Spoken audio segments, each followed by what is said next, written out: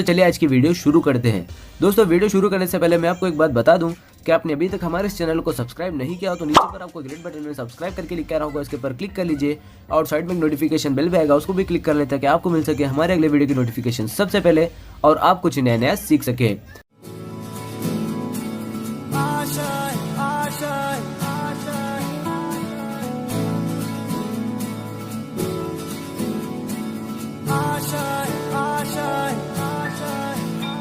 कुछ पाने की हो आस आस, कोई अरमा हो जो खास खास आशाएं, हर कोशिश में हो बार बार, करे दरियाओं को आर पार आशाएं,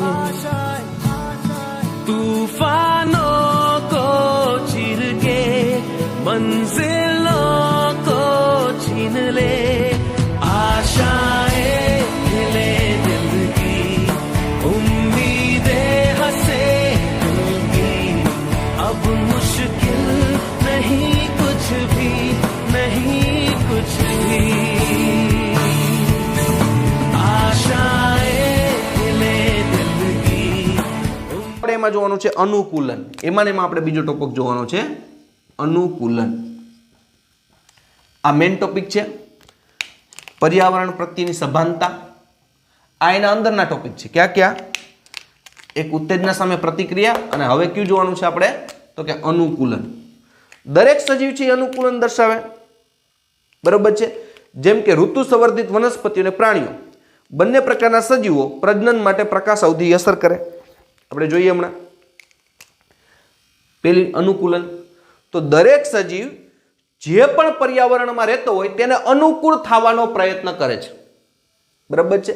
જેમ કે આપણે જોઈએ એક્ઝામ્પલ તરીકે લઈએ, માનો કે આપણે જમીન ઉપર રહીએ છીએ તો આપણે એવો પ્રયત્ન કરશું કે જમીનને વધુમાં વધુ અનુકૂળ થાય જેથી વધુમાં વધુ સારી રીતે કાર્ય કરી શકીએ। તો કોઈ પણ ઋતુ હોય અથવા કોઈ પણ જગ્યા હોય તેને અનુકૂળ થવાનો પ્રયત્ન કરીએ છીએ। કઈ રીતના? તો કે ઋતુ સંવર્ધિત વનસ્પતિઓ, ઋતુ સંવર્ધિત વનસ્પતિઓ, ઋતુ સંવર્ધિત વનસ્પતિઓ અને પ્રાણીઓ બંને પ્રકારના સજીવો અને પ્રાણીઓ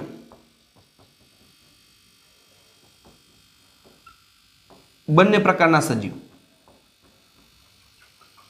બંને પ્રકારના સજીવ છે તે તો કે પ્રકાશ અવધિ તેની ઉપર અસર કરે છે। ખાસ ધ્યાન રાખવાનું છે, તેની ઉપર શું અસર કરશે તો કે પ્રકાશ અવધિ તેની ઉપર અસર કરે। કઈ રીતના હમણાં આપણે જોઈએ, प्रकाश अवधि असर करे तो के ऋतु संवर्धित वनस्पति छे अने प्राणीओ छे बंने सजीव उपर प्रकाश अवधि असर करे, એટલે પ્રકાશનો સમય અસર કરે। એક્ઝામ્પલ તરીકે લઈએ તો ઉનાળો છે તો ઉનાળાની અંદર આપણે ખબર છે કે ક્યાં સુધી રહે સૂર્ય તો કે લગભગ 8 વાગે ત્યારે અંધારું થાય, રાતના 8 વાગે ત્યારે સાંજના આપણે જોઈએ 8 જેવું વાગી જાય એટલે 8 વાગે એટલે અંધારું થાય। એ જ જગ્યાએ શિયાળો છે તો શિયાળામાં 6:30 વાગે ત્યાં શું થઈ ગયું હોય? અંધારું થઈ ગયું હોય। એટલે એનો મતલબ એમ કે શિયાળાની અંદર આપણે અહીંયા પ્રકાશ ઓછો મળે છે એટલે પ્રકાશ અવધિ કેવી થઈ? ઓછી થઈ। અને ઉનાળાની અંદર આપણે પ્રકાશ વધુ મળે છે તો એ પ્રકાશ અવધિ કેવી થઈ? વધારે। અવધિ એટલે સમય। તો શિયાળાની અંદર પ્રકાશ અવધિ છે તે ઓછી મળે, પ્રકાશ ઓછા સમય માટે મળે, અને ઉનાળો હોય તો આપણે પ્રકાશ લાંબો સમય સુધી મળે। હવે આ પ્રકાશ ઓછો મળે છે કે વધુ મળે છે તે વનસ્પતિ અને પ્રાણીઓના બંનેના જીવનમાં અસર કરે। એક્ઝામ્પલ તરીકે લઈએ ઋતુ સંવર્ધિત વનસ્પતિઓ। ઋતુ સંવર્ધિત એટલે કે ચોક્કસ ઋતુમાં જ અમુક વનસ્પતિ થાય। આપણે આપણા ઉદાહરણ ઉપર લઈએ, દાખલા તરીકે ઘઉં અને જીરું, આ બે વનસ્પતિ એવી છે કે જે ઋતુ સંવર્ધિત કહી શકાય, ચોક્કસ ઋતુમાં જ એનું ઉત્પાદન થાય। ઘઉંનું ઉત્પાદન તમે ક્યારે કરો તો કે શિયાળાની અંદર, તો જીરુંનું ઉત્પાદન એ ક્યારે કરો? શિયાળાની અંદર જ કરો। તો આ ઋતુ સંવર્ધિત વનસ્પતિ થઈ। શું કામ? કારણ કે એના જીવન ચક્ર ઉપર એને જે પ્રજનનની પ્રક્રિયા કરવાની છે જેના દ્વારા નવી વનસ્પતિ ઉત્પન્ન થાય તેના માટે પ્રકાશ અવધિ અસર કરે। કારણ કે ઘઉં અને જીરુંને ઓછા સમય માટે પ્રકાશ જોઈએ। તમે ઉનાળાની અંદર ઘઉં અને જીરું વાવશો તો બરી જશે, જીરું નહીં થાય। ચોમાસાની અંદર વાવશો તો નહીં થાય। એને શિયાળાની અંદર વાવશો જીરુંને તો એનું ઉત્પાદન થશે। તો એની ઉપર કોને અસર કરી?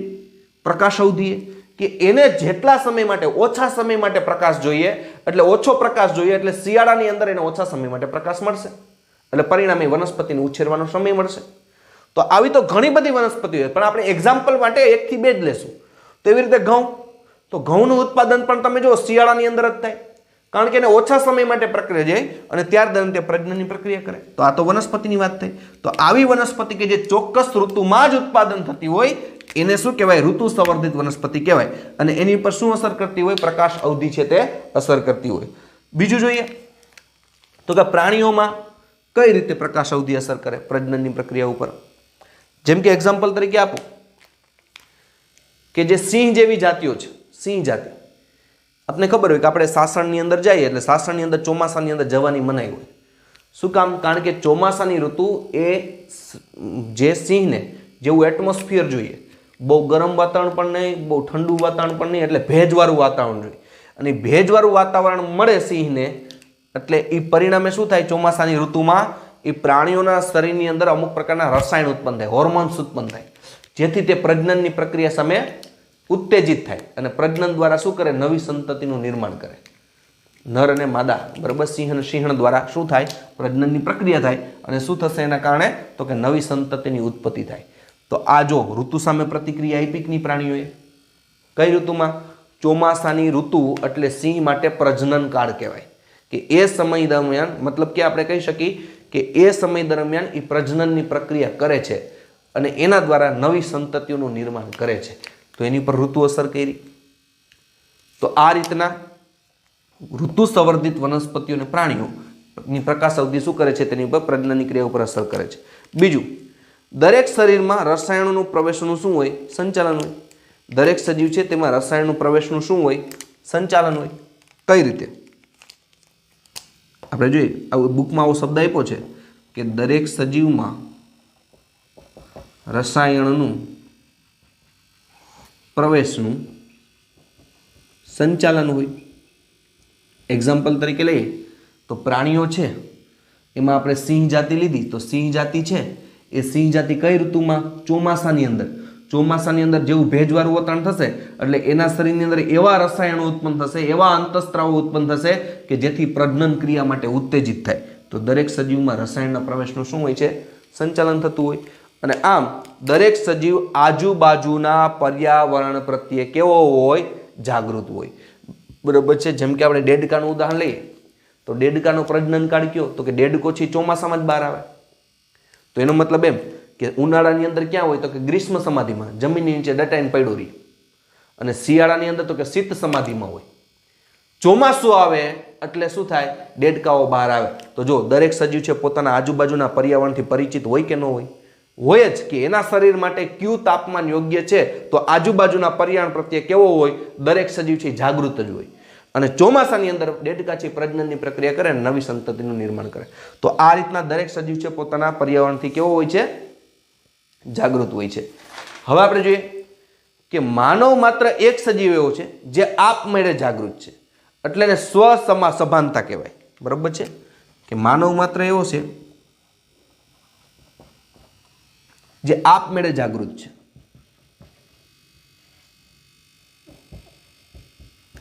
એ સ્વસભાનતા ધરાવે. જો કે માનવ સજીવ એવો છે કે જે આપમેળે જ જાગૃત છે, પોતે જ જાગૃત છે. એના પ્રજનન કાળ માટે કોઈ એવું ઋતુ નથી કે ચોમાસાની ઋતુ આવે ત્યારે જ માનવ એવો પ્રજનન કરે છે, અથવા તો આપણે જોઈએ કે કોઈ ચોક્કસ ઋતુમાં જ પ્રજનનની ક્રિયા થાય, એવું નથી હોતું. પણ માનવી છે આપમેળે જાગૃત છે, એટલે શું છે? સ્વસભાનતા છે. એટલે યાદ રાખવાનું, માત્ર માનવ એક એવો સજીવ છે કે જે આપમેળે જ જાગૃત છે, પોતાની રીતે જ જાગૃત છે, અને તેને કેવી કહેવાય? સ્વસભાનતા કહેવાય. બીજા બધા સજીવ છે આપમેળે જાગૃત હોતા નથી. તો હવે આપણે એક અહીંયા કીધું છે બુક્સની અંદર એક સરસ મજાની લાઇનિંગ આપી છે અને એના પ્રશ્નોનો આપણે જવાબ દેવાનો છે. આપણે શું કીધું છે કે મનુષ્ય જીવંત અવસ્થાને આપણે વ્યાખ્યાયિત કરવી મુશ્કેલ છે. કે મનુષ્યને કેને જીવંત કેવો, કયા મનુષ્યને આપણે જીવંત કેવો અને કેને મૃત કેવો, એને વ્યાખ્યાયિત કરવું, એટલે કેને જીવ કેવો, જીવંત કેવો અને કેને મૃત કેવો, તેને વ્યાખ્યાયિત કરવું મુશ્કેલ છે. કારણ કે હૃદય, ફેફસાને બદલે માત્ર મશીનને આધારે દવાખાનામાં મુર્દા અવસ્થા પછી દર્દીને આપણે જોઈએ છીએ. જો મનુષ્યની જીવંત અવસ્થાને વ્યાખ્યાયિત કરવી અઘરી છે કે કઈ અવસ્થામાં મનુષ્ય હોય ત્યારે એને જીવંત કહેવું. દાખલા તરીકે આપણે જોઈએ કે ઘણીવાર કોઈ વ્યક્તિ બીમાર થઈ ગયું તો એના હૃદય ફેફસા બધું બંધ હોય, પણ એની અંદર જે મશીનો ફિટ કર્યા છે એ મશીનની મદદથી એનું હૃદય ચાલતું હોય. જેમ કે આપણે વેન્ટિલેટર ઉપર રાખ્યા હોય, અથવા તો આપણે જોઈએ કે કોઈ મશીનો દ્વારા, બરોબર, આપણે એમ કહેતા હોય કે ભાઈ અત્યારે કેવો છે, કોમામાં વહી ગયો છે. કેવો છે? કોમામાં વહી ગયો. તો એ સ્વસભાનતા ન હોય, પોતાને તો કંઈ ભાન નથી, અને એના હૃદય ફેફસા બધું કેની ઉપર? તો કે મશીન ઉપર કાર્યરત છે. એક્ઝામ્પલ તરીકે લે તો મુર્દા અવસ્થા છે, તો દર્દીનું મગજ છે એ કેવું હોય? અચેતન હોય, એટલે એને કંઈ ખબર જ ન હોય. તો દર્દીનું મગજ કેવું હોય? અચેતન અવસ્થામાં હોય. તો દર્દી સ્વસભાનતા કે સ્વચેતના ધરાવતું નથી. તો દર્દીને સ્વસભાનતા નથી અને પોતાની ચેતના કાર્ય નથી કરતી. કઈ રીતે ઉદાહરણ? આપણે એવું બુકમાં કીધું છે કે મનુષ્યને જીવંત અવસ્થામાં કેમ ગણવું એ આપણા માટે અઘરું છે. શું કામ અઘરું છે એ પણ પ્રશ્ન થવો જોઈએ.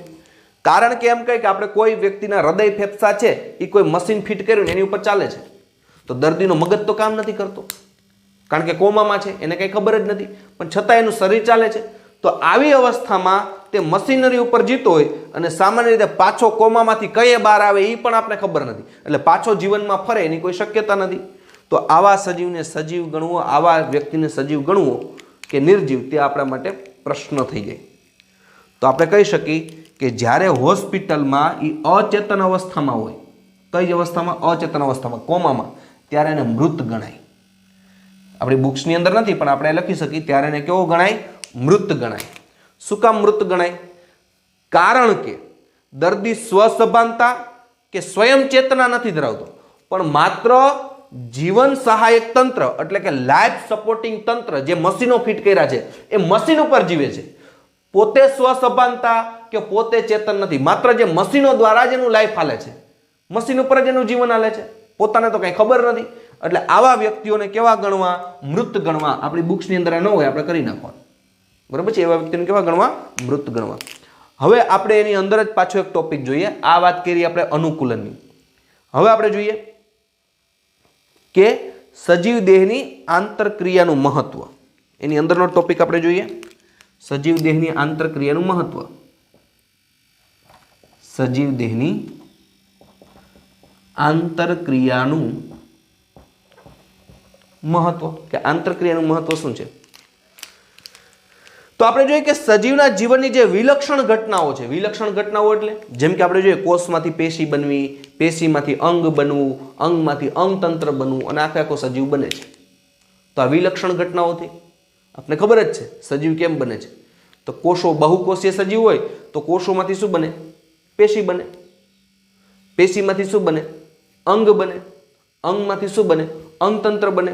તો સજીવ છે એ સજીવની વિલક્ષણ ઘટનાઓ છે કે દેહની આંતરક્રિયાને લીધે શક્ય બને. દેહની કઈ ક્રિયા? આંતરક્રિયાને લીધે સજીવનું જે જીવન છે તે શક્ય બને છે. કઈ રીતે? જેમ કે આપણે જોઈએ કે પેશીના ગુણધર્મો છે એ પેશીના કારણે નહીં, પરંતુ કોષો વચ્ચેની આંતરક્રિયાને કારણે છે. તો આપણે જોઈએ કે પેશીના જે ગુણધર્મો છે એ પેશીને કારણે નથી, પણ કેને કારણે છે? તો કે કોષો વચ્ચેની આંતરક્રિયા. કઈ રીતે? કે પેશી જે બને છે એ પેશીના ગુણધર્મ નથી, પણ કોષો વચ્ચે આંતરક્રિયા થઈ એટલે પેશી બની. ધારો કે બહુકોષીય સજીવ હોય, આપણે બે પ્રકારના, બે કલરના કોષો દોરીએ, બ્લેક કોષો દોરીએ અને બીજા આપણે રેડ કોષો દોરીએ. આ રેડ કોષો, હાલો આ બધા અત્યારે ભેગા છે. તો આમાંથી કોષો ભેગા થઈને પેશી બનશે કે નહીં? તો આંતરક્રિયા પેશીનો ગુણધર્મ છે, પેશીના કારણે નહીં, પણ કોષો વચ્ચે આંતરક્રિયા થઈ એટલે પેશી બની. કેમ? માનો કે આપણે એક્ઝામ્પલ તરીકે માત્ર આપું છું કે આ રેડ કલરના કોષ છે એનું કામ છે પગ બનાવવાનું, આ બ્લેક કલરના કોષ છે એનું કામ છે હાથ બનાવવાનું. તો શું આમ કોષો ભેગા થઈ જશે? એક રેડ ભેગો થશે, એક રેડ ભેગો થશે, બ્લેક ભેગો થશે, પેશી બનશે એવું થશે? તો કે નહીં. શું થશે? કોષો વચ્ચે આંતરક્રિયા થશે. શું થશે? કે હાથ બનાવવા માટે જેટલા કોષો હોય એ કોષો આંતરક્રિયા કરે, એ બધા કોષો છે એ કેવા બની જાય? ભેગા થઈ જાય અને પેશી બની જાય. અને પગ બનાવવા માટે જે કોષો હશે એની વચ્ચે આંતરક્રિયા થાય, એટલે કે એકબીજા પ્રત્યે આંતરક્રિયા કરીને કોષમાંથી શું બને? પેશી. તો કયો જી? આ પેશી બની એનો ગુણધર્મ પેશીના કારણે છે નહીં, તો કે કોષો વચ્ચે આંતરક્રિયા થઈ એટલે શું બની? પેશી બની. એવી જ રીતે આપણે એમ કહી શકીએ કે કોષીય અંગિકાના ગુણધર્મો આણ્વિક બંધારણને લીધે નહીં પણ આણ્વિકના રહેલા ઘટકોની આંતરક્રિયાનું પરિણામ છે. તો આપને ખબર જ છે કોષો ભેગા થઈને પેશી અને પેશી ભેગી થઈને શું બને? અંગ. અને અંગની અંદર શું હોય? પેશી બને, પેશીમાંથી શું બને? અંગ બને. તો આપને ખબર છે કોષોની અંદર પાછું શું હોય? તો કે કોષોની અંદર અંગિકાઓ હોય. કઈ કઈ અંગિકા? તો કે કણાભસૂત્ર, ગોલ્ગી કાય, પછી તો કે હરિતકણ, વનસ્પતિ કોષ હોય તો હરિતકણ, બરોબર છે. તો આ રીતના કોષો હોય તો કોષોની અંદર તો કોષીય અંગિકાનો ગુણધર્મ તેના આણ્વીય બંધારણને લીધે નહીં પણ એમાં રહેલા આણ્વીય ઘટકો વચ્ચે શું થતી હોય? આંતરક્રિયાને લીધે થતું હોય છે. તો હવે ત્યારબાદ વાત કરી વિદ્યાર્થી મિત્રો, આ આપણે થઈ કોષો વચ્ચે આંતરક્રિયા. હવે આપણે આની અંદર પર્યાવરણ પ્રત્યેની સભાનતા છે એ પૂરું કરી અને એના પછીનો જે ટોપિક છે એ છે સંગઠન. કેની વાત કરવાની છે આપણે? સંગઠન. ફરીથી આપણે જોઈએ સજીવનું એક વિશિષ્ટ લક્ષણ છે, એટલે કે આપણે કહી શકીએ કે સજીવનું વિશિષ્ટ લક્ષણોમાંનું એક લક્ષણ એટલે કયું? તો કે સંગઠન. અને આ લાસ્ટ છે. હવે કોઈ વિશિષ્ટ લક્ષણો આપણે જોવાના નથી. તમારી બુક્સની અંદર બધું ભેગું છે, આપણે અલગ અલગ કરેલું છે. સંગઠન એટલે તો આયોજનના ઉચ્ચ સ્તરે આંતરક્રિયાઓ વચ્ચે ઉચ્ચ ગુણધર્મને પરિણામે દરેક શ્રેણી જટિલ શ્રેણીનું રચના થાય અને આ ઘટનાઓ સાચી હોય, બરોબર છે. તો આયોજનનું સ્તર, આ આયોજનનું સ્તર કહેવાય. આ આયોજનનું સ્તર કઈ રીતે? જેમ કે એક્ઝામ્પલ તરીકે આપો એટલે તમને લાઇનિંગ સમજાય બુક્સની કે ઉપપરમાણિક કણો છે તે જોડાઈને શું બને? પરમાણુઓ બને. ઘણા બધા પરમાણુઓ ભેગા થાય એટલે શું બને? અણુઓ બને. ઘણા બધા અણુઓ ભેગા થાય એટલે કોષની અંદરની શું બને? અંગિકાઓ થાય. હવે અંગિકાઓ ભેગી થઈને શું બનાવે? કોષ બનાવે. કોષો ભેગા થઈને શું બનાવે? પેશી બનાવે. પેશી ભેગી થઈને શું બનાવે? અંગ બનાવે. અંગો ભેગા થઈને શું બનાવે? અંગતંત્ર બનાવે. તો આખે આખું અંગતંત્ર બની ગયું એટલે કોઈ એક સજીવ બની ગયો. હવે સજીવ છે એ સજીવ હોય એની જાતિ હોય, જેમ કે મનુષ્યની જાતિ, સિંહની જાતિ, ગાયોની જાતિ, પછી તો કે ભેંસની જાતિ, કૂતરાની જાતિ. આમ એક પર્ટિક્યુલર કોઈ એક સજીવ મનુષ્ય, પછી એની શું હોય? જાતિઓ હોય. મનુષ્યની જાતિ, સિંહની જાતિ. આ જાતિ ભેગી થઈને વસ્તી બનાવે. એક્ઝામ્પલ તરીકે લઈએ, જાતિ ભેગી થઈને શું બનાવે? વસ્તી બનાવે. મનુષ્યની જાતિ હોય તો ઘણા બધા મનુષ્ય ભેગા થઈને આખી આખી મનુષ્યની વસ્તી થઈ. એવી રીતે તો કે ભાઈ સિંહ હોય, બરોબર છે. તો સિંહ હોય તો સિંહની અંદર સિંહની વસ્તી, સિંહની જાતિઓ. આપણે રહેતા હોય ત્યાંની વાત કરીએ તો ગાય હોય તો ગાયની જાતિઓ, કૂતરા હોય તો કૂતરાની જાતિઓ. આ બધી જાતિઓ ભેગી થાય કઈ? સિંહની જાતિ હોય તો એ બધી વસ્તી થાય. વસ્તી ભેગો થઈને સમાજ બન્યો. વસ્તી ભેગું થઈને સમાજ બને. કેમ? તો કે સિંહની વસ્તી. આપણે એક્ઝામ્પલ તરીકે આપણે જ્યાં રહેતા હોય એનું ઉદાહરણ લઈએ, બરોબર છે. તો એક્ઝામ્પલ તરીકે લઈએ મનુષ્યની જાતિ. પછી મનુષ્યની વસ્તી થઈ ગઈ, બધી જાતિઓ ભેગી થઈ એટલે. પછી એવી રીતે કઈ વસ્તી? તો કે કૂતરાની જાતિ, તો કૂતરાની વસ્તી. પછી તો કે ગાયોની વસ્તી. આ બધું ભેગું થાય એટલે સમાજ બન્યો. આવા ઘણા બધા સમાજો ભેગા થાય, બરોબર છે. સમાજો ભેગા થાય એટલે નિવસન તંત્ર બને. બધા સમાજો ભેગા થાય એટલે શું બને? નિવસન તંત્ર. તો આ નિવસન તંત્ર આખું બને. જેમ કે બધા સમાજ ભેગા થઈને નિવસન તંત્ર એટલે તો આપણે જોઈએ કે બધા સમાજ, પછી પાણીની અંદર હોય તો ભલે બધા સમાજ ભેગા થાય. નિવસન તંત્ર. નિવસન તંત્રો ભેગા થયા તો નિવસન તંત્ર એટલે દાખલા તરીકે આપણે એમ કહીએ કે આપણે જુનાગઢમાં રહેતા હોય તો જુનાગઢનું નિવસન તંત્ર, કેશોદમાં રહેતા હોય તો કેશોદનું નિવસન તંત્ર. ત્યાં બધી ઘણા સમાજ હોય. કેશોદની અંદર હું મનુષ્ય જ હોય, અથવા તો આપણે એમ કહીશું જુનાગઢની અંદર શું મનુષ્ય જ હોય? તો કે ના, જુનાગઢ મનુષ્ય છે, સિંહ, આપણે જોઈએ કે ભાઈ ગાયો છે, કૂતરાઓ છે, આ બધા સમાજ છે. એ બધા સમાજ ભેગા થઈને નિવસન તંત્ર બન્યું હોય. દાખલા તરીકે આપણે લઈએ તો સાસણનું નિવસન તંત્ર. તો સાસણની અંદર ખાલી એક ઝાડવા થોડાક હોય, વૃક્ષ થોડાક હોય, પણ સિંહની જાતિઓ હોય, હરણની જાતિઓ હોય, વાંદરાની જાતિ હોય. તો આ આખે આખું નિવસન તંત્ર થયું. એવી રીતે જમીનનું નિવસન તંત્ર, પછી પાણીની અંદર મીઠા પાણીનું નિવસન તંત્ર, ખારા પાણીનું નિવસન તંત્ર, આ બધું ભેગું થાય એટલે દ્રશ્ય ભૂમિ થઈ ગઈ કે જે આપણે જોઈ શકીએ. ચારે બાજુ આપણે નજર ફેરવી બરાબર છે। તો આપણે જોઈએ કે જંગલ હોય એ નિવસન તંત્ર, શાસનનું નિવસન તંત્ર એક્ઝામ્પલ તરીકે લઈએ, પાણીનું હોય તો સરોવરનું નિવસન તંત્ર, નદીઓનું નિવસન તંત્ર, પછી દરિયાનું નિવસન તંત્ર, આ બધી દ્રશ્ય ભૂમિ। હવે એની અંદર વાતાવરણ ભળી જાય, હવે વાતાવરણની વાત કરી તો એ આખું શું થઈ ગયું? જીવાવરણ। તો આ રીતના સંગઠન રચાય। શું રચાય? સંગઠન। અને આના સ્તર જો આ વચ્ચે આંતરક્રિયા થતી હોય કે ઉપપરમાણુઓ ભેગા થઈને પરમાણુ જ બને, પછી પરમાણુ ભેગા થઈને સીધું પેશી બની જાય નહીં, તો પરમાણુ ભેગા થઈને શું બનતું હોય? અણુ જ બને। અણુ ભેગા થઈને શું બને? તો કે અંગિકાઓ જ બને। પછી અંગિકામાંથી શું ડાયરેક્ટ અંગતંત્ર બની જાય? તો ન બને। અંગિકામાંથી શું બને? કોષ જ બને। તો આ રીતના આપણે કીધું છે કે ઉચ્ચ સ્તરે આ આપણે ચડતા ક્રમમાં ગોઠવું, એવી રીતે ઉતરતા ક્રમમાં પણ ગોઠવી શકાય, તો ઉપરથી લેવું પડે। ચડતા ક્રમમાં ગોઠતા હોય એટલે આપણે ખબર છે પહેલા નાનું, એનાથી મોટું, એનાથી મોટું, એનાથી મોટું, એનાથી મોટું, એનાથી મોટું, એમ કરતો મોટું થાય એટલે ચડતો ક્રમ। ઉતરતો ક્રમ હોય તો આપણે ખબર છે પહેલા મોટું, બરાબર છે। તો આ રીતના આપણે જે પહેલા આપણે નાનું લેવું પડે।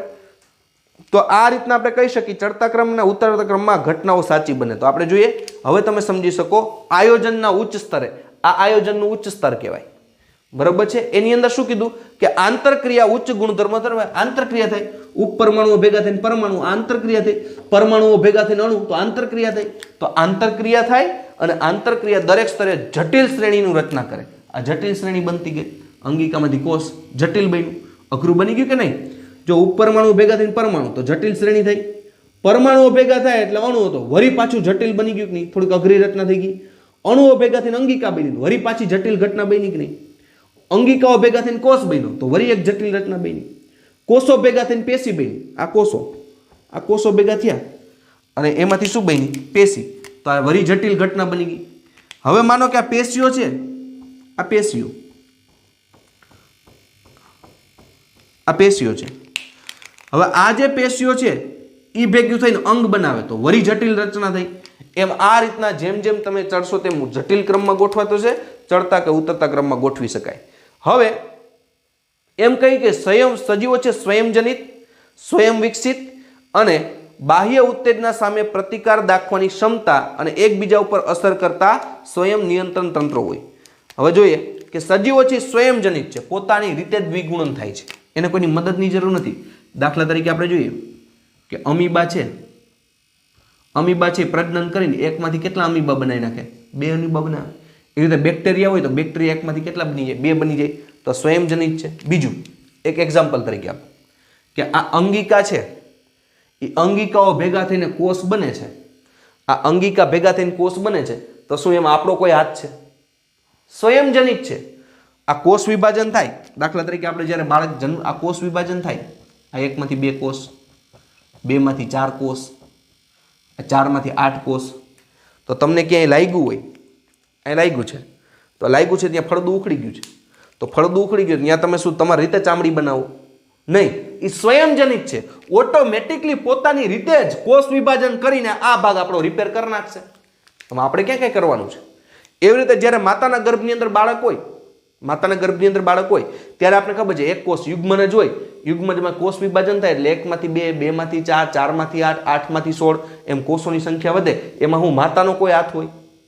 માતા કહે કે હાલો 1 માંથી 2 કોષ બનાવો, 2 માંથી 4 બનાવો, નહીં, એ સ્વયંજનિત છે। તો આ રીતના સજીવો છે સ્વયંજનિત, સ્વયં વિકસિત છે। કોષોમાંથી શું બને? પેશી, પેશીમાંથી અંગ, અંગમાંથી અંગતંત્ર, આખો સજીવ બની ગયો માતાના ગર્ભની અંદર। તો એ પોતાની રીતે જ જનિત થઈ ગયો, પોતાની રીતે જ નિર્માણ થઈ ગયું, એમાં કોઈ માતાનો હાથ નથી। માતાના ગર્ભની અંદરથી પોષણ મેળવે છે એ વાત સાચી છે, પણ એ બાળક નિર્માણ થવા માટે જે પ્રક્રિયા થતી હોય, કોષો ભેગા થઈને પેશી ભેગી થઈને અંગ, અંગતંત્ર, એમાં માતાનો કોઈ હાથ ન હોય, પોતાની રીતે જ શું થઈ ગયું હોય? નિર્માણ થઈ ગયું હોય। અને બાહ્ય ઉત્તેજના સામે પ્રતિકાર પણ આપે છે। તો દરેક સજીવ છે બાહ્ય ઉત્તેજના સામે પ્રતિકાર આપે। માનો કે એક્ઝામ્પલ તરીકે લે, કોઈ ગરમ પાણીની ડોલ હોય, ગરમ પાણી નડજોજી, તમે તરત પ્રતિક્રિયા આપશો, શું આપશો? હાથ ખેંચી લેશો। તો બાહ્ય ઉત્તેજના સામે પ્રતિકાર પણ આપી શકે। તો એકબીજા ઉપર અસર કરતા સ્વયં નિયંત્રણ તંત્રો છે, આ એકબીજા ઉપર અસર કરતા હોય અને સ્વયં નિયંત્રિત તંત્રો છે, એમાં કોઈ બીજા કોઈનો હાથ ન હોય। તો જીવ વિજ્ઞાન એ પૃથ્વી પર રહેલા સજીવોની ઉદ્વિકાસની વાર્તા છે। તો આપણે જોઈએ કે જીવ વિજ્ઞાન બીજું કાંઈ નથી, પૃથ્વી ઉપર જેટલા પણ સજીવ રહે છે એને કેની છે? ઉદ્વિકાસની ચર્ચા કરવામાં આવી છે। તો વિદ્યાર્થી મિત્રો, અહીંયા આપણે જોઈએ કે સજીવોનો વર્તમાન, ભૂતકાળ અને ભવિષ્ય એ જનીન દ્રવ્યની વહેંચણી એકબીજા દ્વારા શું હોય, સંકળાયેલી હોય, બરાબર છે. જેમ કે આપણે ખબર જ હોય, જનીન દ્રવ્ય એટલે ડીએનએ. જેવું આપણા માતા પિતાનું ડીએનએ હોય એવું જ આપણું હોય, થોડો ઘણો ફેરફાર હોય. એવી રીતે આ અમીબામાં જેવું જનીન દ્રવ્ય છે, ડીએનએ છે અથવા આરએનએ, જે પણ જનીન દ્રવ્ય હોય એ જનીન દ્રવ્ય આ બીજા 2 અમીબામાં પણ હશે. આ એક વસ્તુ છે કે મનુષ્યમાં જેટલું ડીએનએ હોય એટલું જ સિંહમાં ડીએનએ હોય એવું જરૂરી નથી. જનીન દ્રવ્ય એટલે ડીએનએ, બરાબર છે. ડીએનએ એટલે આપણે હવે ખબર પડી જવી જોઈએ. ચેપ્ટર નંબર 9 આપણું ચાલી ગયું છે. તો જેટલું મનુષ્યમાં ડીએનએ લાંબુ હોય એટલું જ સિંહમાં હોય એવું જરૂરી ન હોય. બેના જનીન દ્રવ્ય અલગ અલગ હોય, વધતા ઓછા પ્રમાણમાં હોઈ શકે છે. તો આ વાત થઈ સંગઠનની. હવે થોડોક આપણે ચાર્ટ અહીંયા દોર્યો છે, આપણી બુક્સની અંદર નથી, પણ આ ચાર્ટની અંદરથી ઘણી વખત નીટના એમસીક્યુ નીકળે છે. એટલે કઈ રીતના, તો આપણે આ બાજુ કદ આપ્યા છે, આ બાજુ કયા વિજ્ઞાનની અંદર એનો અભ્યાસ કરવામાં આવ્યો છે એ જો. હવે સૌ પ્રથમ જોઈએ કે તમે અંગિકાઓથી લઈને, ક્યાંથી, અંગિકાઓથી લઈને ઉપપરમાણિક અણુઓ, અહીંયા સુધીનો જે અભ્યાસ છે, બરાબર, આપણે જોઈએ અહીંયા સુધીનો અભ્યાસ છે એ ભૌતિક શાસ્ત્રમાં કરો છો. ક્યાં કરો છો? ભૌતિક શાસ્ત્રમાં. અહીંયા વિજ્ઞાન, કયા વિજ્ઞાનની અંદર કેનો અભ્યાસ કરવામાં આવે છે એ ખાસ સમજવું જરૂરી છે. અહીંયા ભૂલ ન થાય, બરાબર છે. ક્યાંથી લઈને આપણે ખબર પડી જવી જોઈએ, બરાબર છે. ક્યાં? તો કે અંગિકાઓથી લઈને ઉપપરમાણિક કણોનો અભ્યાસ કયા શાસ્ત્રમાં કરવામાં આવે? તો આપણે ખબર હોવી જોઈએ ભૌતિક શાસ્ત્રમાં. બીજું તો કે અંગથી લઈને અણુઓ સુધી, લખવું એટલે લખતા જાજો, અંગથી લઈને અણુઓ સુધી. ક્યાંથી? અંગથી લઈને અણુઓ સુધી એનો અભ્યાસ છે એ કેની અંદર કરવામાં આવે? કયા વિજ્ઞાનની અંદર? તો કે જીવ રસાયણમાં કરવામાં આવે. ક્યાંથી? અંગથી લઈને અણુઓ સુધી. પછી તો કે સજીવથી લઈને, અંગતંત્રથી લઈને, ક્યાંથી? અંગતંત્રથી લઈને ક્યાં સુધી? તો કે કોષ સુધી. અંગતંત્રથી લઈને કોષ સુધીનો અભ્યાસ કોષ વિજ્ઞાનની અંદર કરવામાં આવે છે. કેની અંદર કરવામાં આવે છે? કોષ વિજ્ઞાનની અંદર. પછી ત્યારબાદ વસ્તીથી લઈને, ક્યાંથી લઈને? વસ્તીથી લઈને ક્યાં સુધી? અંગતંત્ર સુધીનો અભ્યાસ. વસ્તીથી લઈને વસ્તીથી માંડીને અંગતંત્ર સુધીનો અભ્યાસ વિજ્ઞાનની કઈ શાખામાં? તો કે જીવ વિજ્ઞાનની અંદર કરવામાં આવે છે. પછી તો કે આયા જીવાવરણથી લઈને વસ્તી સુધીનો અભ્યાસ, જીવાવરણથી લઈને ક્યાં સુધીનો? વસ્તી સુધીનો અભ્યાસ એ પરિસ્થિતિ વિદ્યા છે. શું કામ? કારણ કે આપણે ડિસાઈડ કર્યું છે કે મનુષ્યની ઘણી બધી જાતિ થાય એટલે મનુષ્યની વસ્તી ભેગી થાય, તો એ વ્યાખ્યા આપણે આપી છે પરિસ્થિતિ પ્રમાણે, એટલે એને પરિસ્થિતિ વિદ્યા. હવે આપણે સમાજ કેને કહીએ? તો કે ઘણા બધા સમાજ ભેગા થાય, મનુષ્યનો સમાજ, સિંહનો સમાજ, વનસ્પતિનો સમાજ, તો એ સમાજ આપણે વ્યાખ્યાયિત કર્યું છે. એટલે આ બધાનો જીવાવરણથી લઈને વસ્તી સુધીનો અભ્યાસ કયા વિજ્ઞાનની અંદર કરવામાં આવે છે? પરિસ્થિતિ વિજ્ઞાનની અંદર તેનો અભ્યાસ કરવામાં આવે છે. તો આ વસ્તુ વિદ્યાર્થી મિત્રો સમજવી ખાસ જરૂરી છે, બરાબર છે. ફરીથી રિપીટ કરું છું, ભૌતિક શાસ્ત્રની અંદર ક્યાંથી અભ્યાસ કરવો? ઉપપરમાણિક કણોથી લઈને અંગિકાઓ સુધીનો અભ્યાસ ભૌતિક શાસ્ત્રમાં. પછી અંગિકાઓથી લઈને અંગ સુધીનો અભ્યાસ તો કે જીવ રસાયણમાં. પછી તો કે કોષથી લઈને સજીવ સુધીનો, અંગતંત્ર સુધીનો અભ્યાસ, કોષથી લઈને અંગતંત્ર સુધીનો અભ્યાસ કોષ વિજ્ઞાનની અંદર કરવામાં આવે. પછી તો કે સજીવથી લઈને વસ્તી સુધીનો અભ્યાસ કેની અંદર કરવામાં આવે? તો કે જીવ વિજ્ઞાનમાં આવે. પછી વસ્તીથી લઈને જીવાવરણ સુધી કેમાં આવે? પરિસ્થિતિ વિદ્યામાં આવે. હવે આપણે જોઈએ કે અહીંયા કદ પ્રમાણે કેના કદ કેમાં હોય? તો ઉપ સૂક્ષ્મદર્શી એટલે કે સૂક્ષ્મદર્શી હોય ને એ આપને ન દેખાય, તો ઉપ સૂક્ષ્મદર્શી, જે સૂક્ષ્મદર્શી છે એના કરતા પણ નાના એટલે ઉપ સૂક્ષ્મદર્શી. ક્યાં સુધી? તો કે ઉપપરમાણિક કણોથી લઈને અણુઓ સુધી છે તેનું કદ કેવું કહેવાય? ઉપ સૂક્ષ્મદર્શી કહેવાય. પણ સૂક્ષ્મદર્શી એટલે નાની, જેને આપણે માઇક્રોસ્કોપની મદદથી જોઈ શકીએ. તો અંગથી લઈને ક્યાં સુધી? તો કે અણુઓ સુધી. અંગથી લઈને ક્યાં સુધી? અણુઓ સુધી. આ રચના છે ને કેવી કહેવાય? સૂક્ષ્મદર્શી કહેવાય. જો ઘણી વખત એવું બનતું હોય, આ અણુઓ છે ઉપ સૂક્ષ્મદર્શીમાં પણ આવે અને સૂક્ષ્મદર્શીમાં પણ આવે, એટલે એ ધ્યાન રાખવું, બરોબર છે. તો હવે આપણે જોઈએ કે ક્યાંથી? તો કે ભાઈ જાતિથી લઈને અંગ સુધી છે એ દ્રશ્ય છે, કારણ કે આપણે એને જોઈ શકીએ. મનુષ્યની જાતિ તો જોઈ શકી કે ન જોઈ શકી? સજીવ પણ જોઈ શકી. એના અંગતંત્ર જોઈ શકી? તો કે હા, શ્વસન તંત્રના બધું જોઈ શકીએ, અને એના અંગો પણ જોઈ શકીએ, હાથ પગ, એટલે એ દ્રશ્યમાં આવે. અને જીવાવરણથી જાતિ એ સંકલ્પનિક કહેવાય. સમકાલ્પનિક એટલે કે આપણી કલ્પના છે, આપણી કલ્પના છે કે જાતિઓ ભેગી થાય એટલે વસ્તી, વસ્તીઓ ભેગી થાય એટલે સમજણ. એટલે આ શું થઈ ગયું? સમજણ. તો વિદ્યાર્થી મિત્રો અહીંયા આપણે જે મનુષ્યના વિશિષ્ટ લક્ષણો ક્યાં ક્યાં, તો કે વૃદ્ધિ, ચયાપચય, પ્રજનન, પછી આપણે જોઈએ પર્યાવરણ પ્રત્યે સભાનતા, એની અંદર આપણે જોઈએ ઉત્તેજના સામે પ્રતિક્રિયા, અનુકૂલન અને સજીવો વચ્ચેની આંતરક્રિયા, અને છેલ્લો ટોપિક જોયો આપણે કયો? સંગઠન. તો અહીંયા વિદ્યાર્થી મિત્રો આપણે સજીવોના વિશિષ્ટ લક્ષણો છે તેનો અભ્યાસ અહીંયા પૂરો કરી છે. હવે આપણે આના પછી બે ટોપિક છે સજીવ વિશ્વના વિવિધતા. કારણ કે આપણે આગલા લેક્ચરની અંદર જોયું કે સજીવ કેને કેવો, તો સજીવ એને કહેવાય કે જે જીવ તો ધરાવે જ પરંતુ તેમાં વિશિષ્ટ પ્રકારના લક્ષણો હોય તેને સજીવ કહી શકાય. હવે આજનો ટોપિક છે આપણો સજીવ વિશ્વમાં વિવિધતા. તો સૌપ્રથમ તો વિદ્યાર્થી મિત્રો આપણે જોઈએ કે જ્યારે આપણે આપણી આસપાસ જોઈએ, આપણી આસપાસ, આપણી આસપાસ જ્યારે આપણે નજર ફેરવીએ ત્યારે આપણે જોઈએ કે આપને આજુબાજુ શું જોવા મળે? તો કે કુંડામાં વાવેલા, કુંડામાં વાવેલ જે છોડ હોય છોડ જોવા મળે. આ ઉપરાંત તો કે ભાઈ કીટકો જોવા મળશે. તો એ ઉપરાંત આજુબાજુ આપણે શું જોવા મળશે? તો કે પક્ષીઓ પણ જોવા મળે. તો જ્યારે આપણે વિદ્યાર્થી મિત્રો આપણી આજુબાજુ આસપાસના પર્યાવરણની અંદર નજર ફેરવશું તો આપણે ઘરની અંદર પણ જોતા હોય કે ઘણી વખત કુંડામાં આપણે કોઈ છોડ વાવ્યા હોય. આ ઉપરાંત ઘણી વખત આપણે નાના નાના કીટકો જોવા મળે. તો એ ઉપરાંત આજુબાજુ આપણે પક્ષીઓ જોવા મળશે.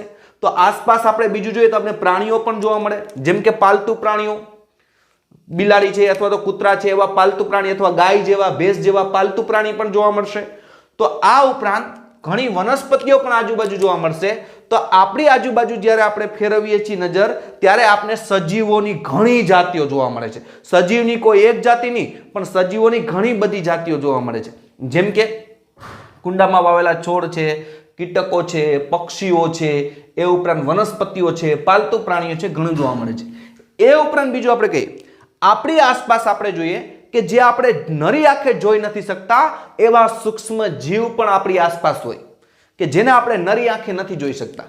એક્ઝામ્પલ તરીકે બેક્ટેરિયા, એ પણ આપણી આસપાસ હોય. તો બેક્ટેરિયાને છે આપણે આપણી નરી આંખે સ્પષ્ટ આંખે જોઈ નથી શકતા કે આપણે દેખાય નહીં, પણ એ આપણી આજુબાજુ શું હોય? તો આવા ઘણી પ્રકારની સજીવોની જાતિઓ જોવા મળે છે. તો આપણે જ્યારે સજીવ વિશ્વની વાત કરીએ તો આપણી આજુબાજુ જ્યારે આપણે નજર ફેરવશું ત્યારે આવા વિવિધ જાતિઓના સજીવ જોઈ શકાશે જે નરી આંખે જોઈ શકાય છે, અને અમુક સજીવ એવા છે કે જે આપણે નરી આંખે જોઈ શકતા નથી, તે આપણી આસપાસ અનેક જાતિઓ હોય છે. તો દેખીતી રીતે આપણે જોઈએ કે આપણે ક્ષેત્રનો અભ્યાસ કરવા લાગી. આપણે અત્યારે ઘરની વાત કરી, હવે આપણે ક્ષેત્રનો એટલે માનો કે આપણે જે પણ ગામમાં રહીએ છીએ આ એક ક્ષેત્ર થઈ ગયું. તમે માનો કે કોઈ જુનાગઢની અંદર રહેતા હોય તો જુનાગઢનો જ્યારે તમે અભ્યાસ કરશો તો જુનાગઢની અંદર સજીવની વિવિધતા વધી જશે. જેમ કે તમારા ઘરની અંદર હોય તો તમારા ઘરની અંદર માનો કે તમે ગાય પાળતા હોય તો ગાય હશે, કૂતરો પાળતા હોય તો કૂતરો હશે, બરોબર છે. એવી રીતના તો કે ભાઈ તમે ધારો કે ઘરની અંદર છોડ વાવ્યા છે, છોડ હશે. પણ હવે તમે ગામમાં નીકળશો તો તમારા ઘરની અંદર લીમડો ન હોય, પણ બહાર ગામમાં જાઓ તો ક્યાંક છાંયડો લીમડાનો જોવા મળે. પણ તો જેમ ક્ષેત્ર વિસ્તાર વધશે એમ સજીવની જાતિમાં વિવિધતા વધતી જશે. એવી જ રીતે તમે જુનાગઢની અંદરથી માનો કે સાસણ વિસ્તાર સુધી વિસ્તાર લઈ લો તો સાસણના જંગલની અંદર જાશો તો ત્યાં તમે જોશો જાતિની વિવિધતા વધી જશે. અમુક પ્રાણી એવા છે કે જે જંગલની અંદર જ જોવા મળે, રહેઠાણ વિસ્તારમાં મનુષ્યના રહેઠાણના ન જોવા મળે. એક્ઝામ્પલ તરીકે તમે સાસણમાં જાઓ તો સિંહ પણ જોવા મળશે, વાંદરાઓ પણ જોવા મળશે, હરણ પણ જોવા મળશે, વિવિધ જાતિઓના સાપ પણ જોવા મળશે. તો આમ જેમ ક્ષેત્ર વિસ્તાર વધશે તેમ સજીવોની વિવિધતામાં પણ વધારો થાય. જેમ તમે ઘરમાં જોતા હતા તો ત્યાં વિવિધતા ઓછી હતી, પછી તમે ગામમાં નીકળ્યા તો સજીવની વિવિધતા વધી ગઈ, અને એવી રીતે જંગલમાં ગયા તો વધુ વિવિધતા વધી ગઈ. તો આ પ્રકારના જોયેલા જુદા જુદા પ્રકારની વનસ્પતિઓ, પ્રાણીઓ અને સજીવોને જાતિ તરીકે વર્ણવવામાં આવે છે. જુદા જુદા પ્રકારના સજીવો, વનસ્પતિઓ, પ્રાણીઓ અને સજીવોને જાતિ તરીકે વર્ણવવામાં આવે છે. અત્યાર સુધી વિશ્વમાં 17 થી 18 લાખ જાતિઓ શોધાયેલી છે. કેટલી? 17 થી 18 લાખ જેટલી જાતિઓ શોધાઈ ગયેલી છે અત્યારે. પણ હજી આ અંદાજ પ્રમાણે લગભગ 50 લાખથી 5 કરોડ જાતિઓ હોવાનો અંદાજ છે. 50 લાખથી કેટલી? 5 કરોડ જાતિ હોવાનો અંદાજ છે. આ એક અંદાજ છે. અત્યાર સુધી વિશ્વમાં કેટલી જાતિઓ શોધાણી? એમસીક્યુ માટે યાદ રાખવાનું, 17 થી 18 લાખ જેટલી જાતિઓનું નામકરણ થઈ ગયું છે, શોધાઈ ગઈ છે. પણ હજી વૈજ્ઞાનિકનું એવું કેવું છે આવી તો આપણે 17 થી 18 લાખ ગોતી છે, આવી કેટલી જાતિઓ છે? 5 લાખ થી લઈને 5 કરોડ જેટલી જાતિઓ છે. વનસ્પતિની જાતિ, પ્રાણીઓની જાતિ, કીટકોની જાતિ, આવી બધી જાતિઓ ભેગી થઈને લગભગ 5 કરોડ જેટલી જાતિ છે. પણ આપણે તો અત્યારે કેટલી શોધાણી છે? 17 થી 18 લાખ. એનો મતલબ એમ કે ઘણી બધી જાતિઓનો હજી અભ્યાસ કરવાનો બાકી છે. તો આ સંદર્ભે આપણે કહીએ કે સજીવની સંખ્યા અને પ્રક્રિયા, આ જે સજીવની સંખ્યા અને એ ઉપરાંત એનું જે પ્રકારો છે તેને જૈવ વિવિધતા કહેવાય. સજીવની સંખ્યા અને તેના પ્રકારોને સજીવની સંખ્યા અને તેના પ્રકારો છે તેને શું કહેવાય? જૈવ વિવિધતા કહેવાય. યાદ રાખવાનું, શું કહેવામાં આવે છે? જૈવ વિવિધતા. તો આ સજીવોની સંખ્યા છે, આપણે જોયું કે વનસ્પતિ એમાં પણ વિવિધતા હોય, બરાબર. પ્રાણીઓ છે તો પ્રાણીમાં એક સરખા પ્રાણી ન હોય, સિંહ હોય, હરણ હોય, અલગ અલગ પ્રકારના પ્રાણીઓ હોય. તો સૂક્ષ્મજીવો હોય એમાં પણ અલગ અલગ પ્રકારના હોય. તો આ સજીવોની સંખ્યા અને પ્રકારને જૈવ વિવિધતા કહેવાય. આ એક્સ્ટ્રા નોંધમાં આપણે એક લખી કે જૈવ વિવિધતામાં વિશ્વની અંદર ભારતનો 12મો ક્રમ છે. જૈવ વિવિધતામાં ભારતનો 12મો ક્રમ છે. યાદ રાખવું, કેટલામો ક્રમ છે? 12મો ક્રમ. એનો મતલબ એમ કે આખા વિશ્વની અંદર લગભગ 180 જેટલા દેશો છે, એમાંથી સૌથી વધારે જૈવ વિવિધતા જોવા મળતી હોય એવા દેશોમાંથી આપણો 12મો નંબરનો ક્રમ છે. એટલે બહુ આપણે આગળ છીએ. એટલે એનો મતલબ એમ કે આપણા દેશની અંદર પ્રાણીઓની, વનસ્પતિઓની ખૂબ જાજી જાતિઓ જોવા મળે છે. તો આ વાત થઈ સજીવ વિશ્વમાં વિવિધતા. આ તો નોર્મલ ટોપિક હતો. હવે આપણે ખાસ જે ટોપિક જોવાનો છે એ જોવાનો છે સજીવોનું નામકરણ. આપણે કયો ટોપિક જોવાનો છે? સજીવોનું નામકરણ. તો આપણે જોઈએ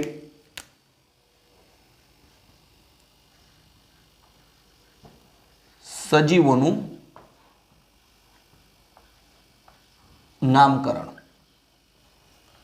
તો સજીવોનું નામકરણ જોતા પહેલા આપણે સમજી કે કોઈ પણ વનસ્પતિ હોય અને કોઈ પણ પ્રાણી હોય તેને આપણે સ્થાનિક નામથી ઓળખીએ છીએ. આપણે જોઈએ કે કોઈ પણ વનસ્પતિ હોય અને કોઈ પણ પ્રાણીઓ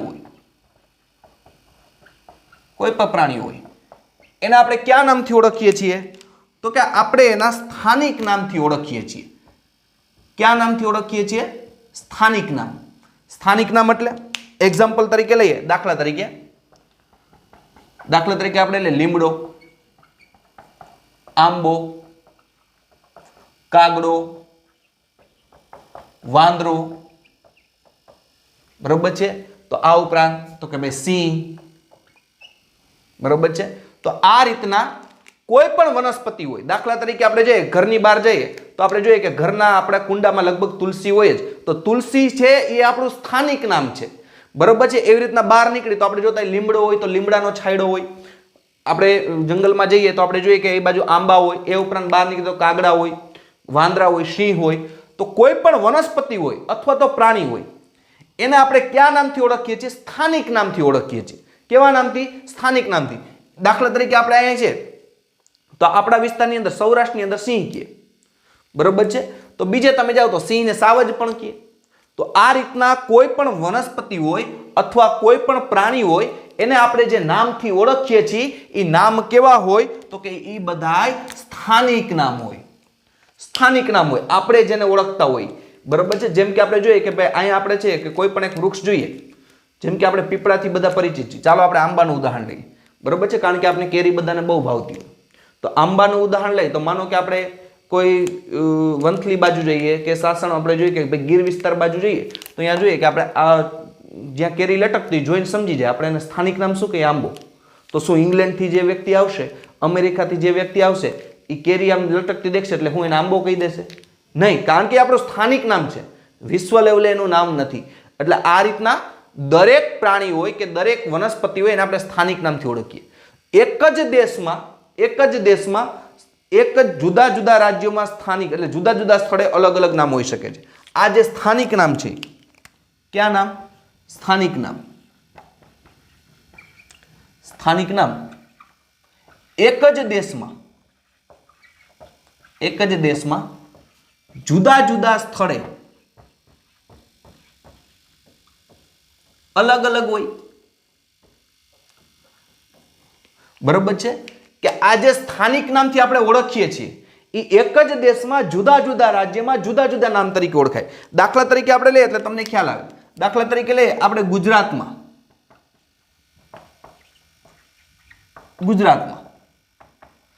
જેને આપણે ડુંગળી કહીએ છીએ. શું કહીએ? ડુંગળી. તો આ સ્થાનિક નામ થયું. કેવું નામ થયું? સ્થાનિક. કે આપણે પ્યાજ આપણે જોઈએ કે ડુંગળી છે એ કેવું નામ થયું? સ્થાનિક. કારણ કે ગુજરાતમાં આપણે જે વનસ્પતિને શું કહીએ છીએ? ડુંગળી. એ ડુંગળીને માનો કે તમિલનાડુમાં જાઓ. ક્યાં? તમિલનાડુમાં. તો તમિલનાડુમાં જશો ત્યારે એ જ ડુંગળી જેને આપણે ડુંગળી કહીએ છીએ એને વેંગયમ કહે. શું કહે? વેંગયમ કહે. હવે માનો કે તમે કર્ણાટકમાં જાઓ. કર્ણાટકમાં જાઓ તો આપણે જેને ડુંગળી કહીએ છીએ એને ઈરુલ્લી કહે. શું નામથી ઓળખે? ઈરુલ્લી તરીકે ઓળખે છે. એવી જ રીતે તમે ઉત્તર પ્રદેશમાં જાઓ તો અહીંયા એને પ્યાજ કહે. તો જો પહેલી વસ્તુ, કોઈ પણ વનસ્પતિ હોય અથવા કોઈ પણ પ્રાણી હોય એને આપણે સ્થાનિક નામથી ઓળખીએ છીએ. સ્થાનિક નામ. અને એક જ દેશમાં સ્થાનિક નામ જુદા જુદા રાજ્યોમાં જુદું જુદું હોય. એક્ઝામ્પલ તરીકે લઈએ ગુજરાત છે તો આપણે દેશ છે, દેશની અંદર રાજ્ય કયું? ગુજરાત, તમિલનાડુ, કર્ણાટક, ઉત્તર પ્રદેશ. આ એક જ દેશમાં છે બધા. આ એક જ દેશ છે, ભારત દેશ છે, એના જુદા જુદા રાજ્ય છે. તો વનસ્પતિ તો એક જ હતી જેને આપણે ગુજરાતમાં શું કહી? ડુંગળી કહી. તો જો સ્થાનિક નામ એક જ દેશમાં જુદા જુદા હોય, બરોબર છે, તો તમિલનાડુમાં સ્થાનિક નામ શું? ત્યાં તમે ડુંગળી કેત ન આપે, એ સમજે જ નહીં. એને તમે એમ કહો વેંગયમ એટલે એ સમજી જાય કેની વાત કરે છે? ડુંગળીની. હવે કર્ણાટકની અંદર જાઓ તો ડુંગળીને શું નામથી ઓળખાવે? તો કે ઈરુલ્લી. ઉત્તર પ્રદેશની અંદર જાઓ તો ડુંગળીને શું કહેવામાં આવે? તો કે પ્યાજ કહેવામાં આવે. એવી રીતે સ્થાનિક નામ જે છે એ એક જ દેશમાં જુદા જુદા સ્થળે જુદું જુદું હોઈ શકે. બરોબર છે. સ્થાનિક નામ કહું છું, સ્થાનિક નામ હોય છે એક જ દેશની અંદર જુદા જુદા સ્થળે. તો એક જ દેશ છે, ગુજરાતનું સ્થળ, તમિલનાડુનું સ્થળ, કર્ણાટકનું જુદું જુદું સ્થળ. તો એક જ નામ છે શું? ડુંગળી. બધી ડુંગળી જ છે. તો તમિલનાડુમાં જતો એને વેંગયમ કહેવાય, કર્ણાટકમાં જતો ઈરુલ્લી કહેવાય, ઉત્તર પ્રદેશમાં જતો શું કહેવાય? પ્યાજ કહેવાય. તો આ રીતના કોઈ પણ વનસ્પતિ કે પ્રાણીઓને આપણે સ્થાનિક નામથી ઓળખીએ છીએ. હવે આ સ્થાનિક નામ જુદા જુદા એક જ દેશમાં જુદા જુદા સ્થળે જુદું જુદું હોઈ શકે છે. પણ આપણે એમ કહી શકીએ કે કોઈ પણ વનસ્પતિ કે પ્રાણીનું સચોટ નામ આપણે વર્ણન કરવું હોય તો તેના વિશે શું હોવું જોઈએ? સજીવનું શું હોવું જોઈએ? સાર્વત્રિક નામ હોવું જોઈએ. સજીવનું સાર્વત્રિક નામ હોવું જોઈએ.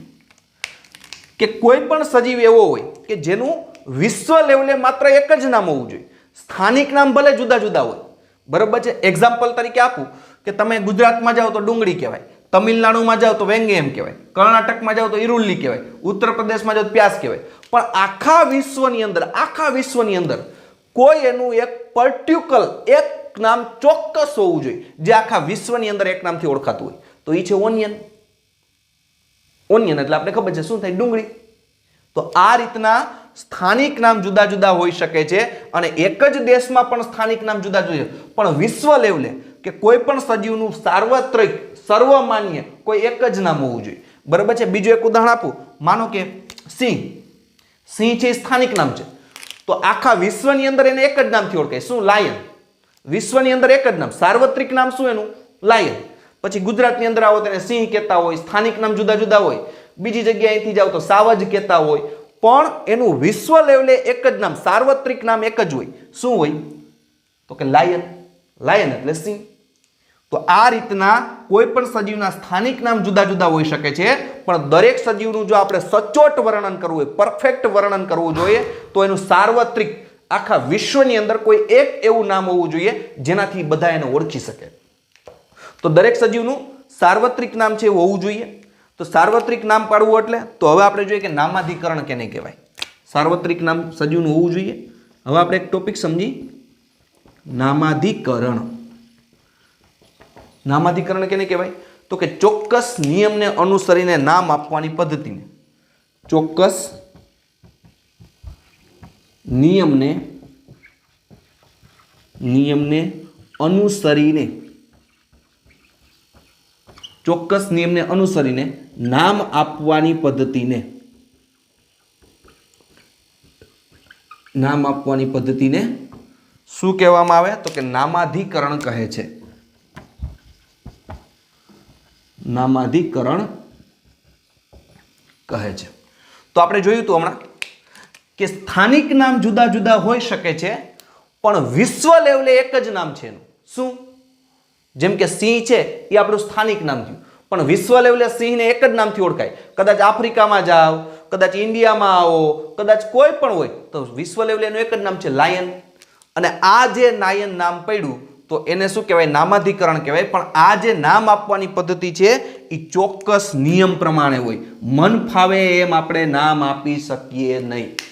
તો કોઈ પણ નામાધિકરણ એટલે કે તો કે ચોક્કસ નિયમોને અનુસરીને નામ આપવાની પદ્ધતિને નામાધિકરણ કહેવાય. આ વસ્તુ ખાસ ફોકસ કરવાનો છે. ચોક્કસ નિયમને અનુસરીને એના નિયમ મુજબ કોઈ પણ સજીવનું નામ રાખવામાં આવે. તમે મન ફાવે એમ સજીવનું નામ ન રાખી શકો.